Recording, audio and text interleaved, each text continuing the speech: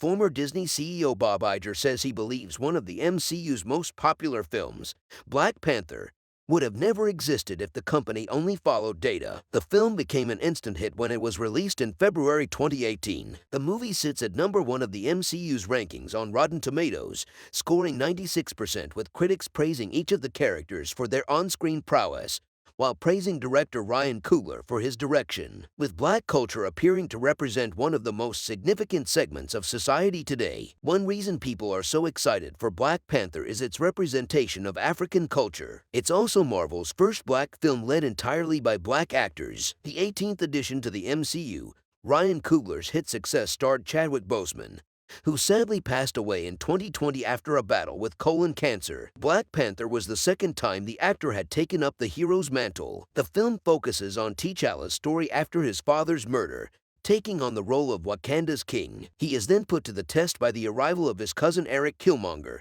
played by Michael B. Jordan. Jordan's portrayal as T'Challa's rival was considered one of the best villain performances in the MCU, despite the actor recently arguing that Killmonger was never the villain. According to a recent interview with the New York Times, Iger believes that without Disney breaking from its usual trend of using the existing data, Black Panther would never have been made. In February 2020, Iger left Disney after stepping down and passing on leadership to others. The ex-CEO says at his departure he left with some advice: don't put all your eggs in the data and technology basket. Iger mentioned that Black Panther might not have been able to happen if the studio was just showing what people wanted. I don't want to get into any other color or race complication, but I just felt that right then and there it was an emotional moment for me because of Mrs. Pug's reaction to Black Panther. Iger also adds that technology should not be the determining factor on whether a story is worthy of being told, instead saying that a movie like Black Panther should be in the hands of people who will tell it really well. Iger, who spent 15 years as Disney's CEO,